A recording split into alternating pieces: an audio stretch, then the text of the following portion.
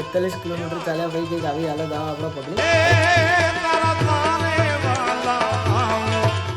બોલવાની એનર્જી થોડી ઓછી થઈ ગઈ છે કેમ કે પગ ખતરનાક દુખે છે, એક જગ્યાએ બેલેન્સ ઊભું નહીં રહેવાતું.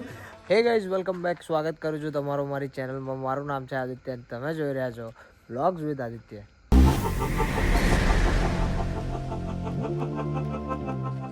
આજે આપણે જઈએ છીએ ડાકોર, પણ ગાડી લઈને નહીં, પગપાળા. જી હા ગાઈઝ, આપણે જઈએ છીએ આજે પગપાળા ડાકોર. તો આજે તારીખ છે 2 માર્ચ એન્ડ સવારના 4:30 થઈ ગયા છે. તો આગળ મારું ગ્રુપ રાહ જોઈને ઊભું છે, તો ત્યાં જઈને બ્લોગ કન્ટિન્યુ કરીએ આપણે. તો ડાકોર પગપાળા જવાની મજા જ કંઈક અલગ છે. શું કેવું પબ્લિક? જય રણછોડ.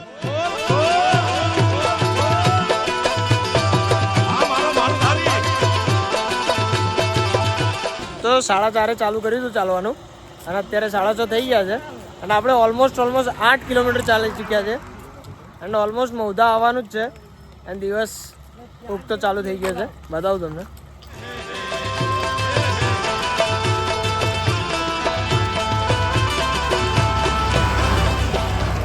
તો રિછોલથી ડાકોર ટોટલ 42 કિલોમીટર જેવું થાય છે અને એમાંથી 8 કિલોમીટર આપણે ક્રોસ કરી ચૂક્યા છે. થોડું થોડું ભાઈ અલ્પેશભાઈ ના અમારા પગો વીતા છે મસાલો બનાવી રહ્યા છે. માવો ખાતા ખાતા, એટલે હું નહીં ખાતો પણ આ અલ્પો ને માવો ખાતા ખાતા પહોંચી જઈએ આપણે ડાકોર. ફાઇનલી આપણે મોઢો પહોંચી ગયા છે અને આ ડાકોર નું બોર્ડ. 25 કિલોમીટર ડાકોર બાકી રહ્યું છે. પગ તો ભરાવાનું ચાલુ થઈ ગયા અત્યારથી બધાય ના થોડું થોડું દુકાન ચાલુ થયું છે પણ પહોંચી જઈશું. વાર નહીં લાગે.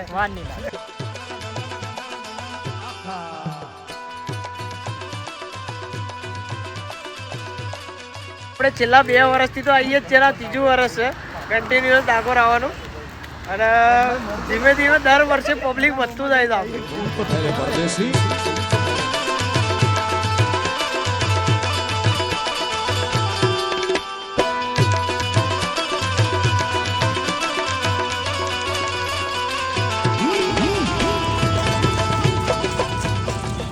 $20,000 સ્ટેપ આપણા પૂરા થઈ ગયા છે ગાઈસ અને 23 કિલોમીટર હજી બાકી રહ્યું છે ઓલમોસ્ટ.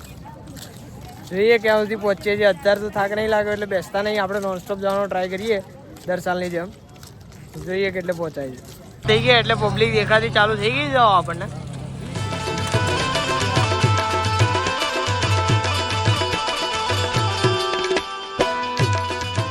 અલીના પહોંચવા આવ્યા છે ગાઈસ અને એક લોચો થઈ ગયો છે. આપણા 4 જણા જ છે, બાકી બધા ખોવાઈ ગયા હતા પાછળ. એ હજી આવી નહીં રહ્યા, એ બહુ પાછળ જતા રહ્યા હતા, છોડી દીધા ને આપણે હજી ક્યાંય બ્રેક લીધી નહીં એટલે આપણે આજ ચાલીએ જ છીએ. અને અલીણા 2 કિલોમીટર દૂર છે, ઓલમોસ્ટ પગ જતા જ રહ્યા છે પણ બેસવું નહીં અલીણા વગર. જોઈએ ભાઈ, આગળ બી ના જ બેસીએ કદાચ.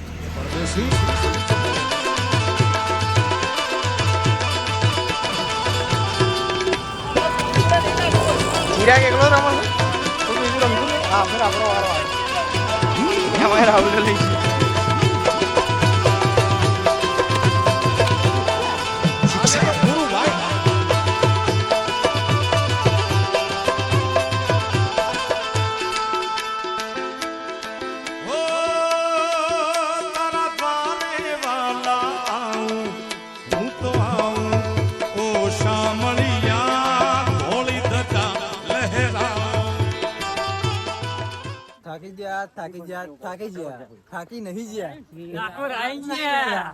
તો ગેટ આપણને દેખાઈ ગયો છે એટલે ઓલમોસ્ટ પહોંચી ગયા, પણ હજી 1 કિલોમીટર ચાલવું પડશે લાઈનમાં જોઈન થવા માટે.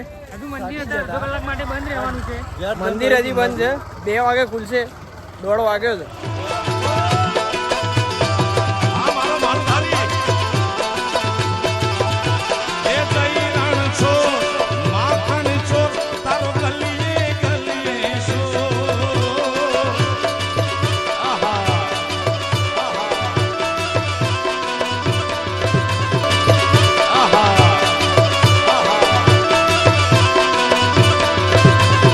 દુનિયા નો દાતા બની તું કેમ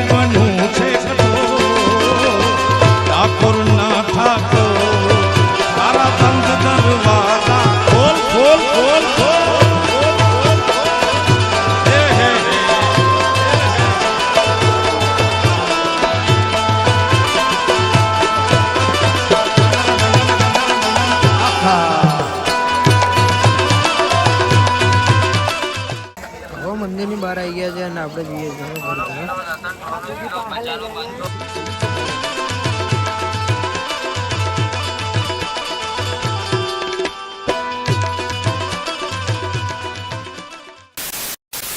ફાઇનલી ગાઈસ ઘરે આવી ગયા છે અને જેમ તેમ કરીને ઘરે પહોંચી ગયા અને ઠાકરની દયાથી, ઠાકરની મહેરબાનીથી, ડાકોરના ઠાકોરની મહેરબાનીથી આપણે દર્શન દર ફેર સારા જ થાય છે.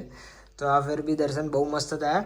ભીડ હતી કેમ બહુ નહીં, પણ એટલી ગઈ સાલ હતી એટલી આ સાલ નહીં. હું છેલ્લા 2 વર્ષથી જઉં છું, ના 3જું વર્ષ છે. 3 વર્ષ આપણા ત્યાં પૂરા થયા પગપાળા ગયે. તો અને આ આપણે હોળી ત્યાં ધૂળેટી રમી લીધી થોડી ઘણી ફેસ પર ને. બાકી કેવો હતો વ્લોગ જરૂરથી જણાવજો કમેન્ટમાં. જય દ્વારકાધીશ, રાજા ધીરાજ લખતા જજો. ચેનલ પર પહેલી વાર આવ્યો તો સબસ્ક્રાઇબ કરવાનું ના ભૂલતા ગાઈઝ. અને વિડીયોને કરી દેજો લાઈક. બોલવાની એનર્જી થોડી ઓછી થઈ ગઈ છે કેમ કે પગ ખતરનાક દુખે છે. એક જગ્યાએ બેલેન્સ ઊભું નહીં રહેવાતું. ટોટલ 42 કિલોમીટર ચાલ્યા પછી કંઈક આવી હાલત આવે આપણા પગની. આ તો આપણે રેગ્યુલર વર્કઆઉટ કરીએ છીએ એટલે ઇઝી પડે છે, પણ આમ હાર્ડ પડે જો લોકો રેગ્યુલર ના ચાલતા હોય, જે ઓછું ચાલતા હોય, જે ઓફિસ વર્ક કરતા હોય એ લોકો માટે. આપણે તો બહુ કામ કરીએ છીએ ઘણું, હવે તો આપણને એટલું બધું કંઈ લોડ પડતો નહીં, પણ તો બી પગ ભરાઈ ગયા છે ખતરનાક. તો ચલો, જય દ્વારકાધીશ મિત્રો, મળીએ નવા કોઈ બ્લોગમાં. It's me Aditya Patel signing out.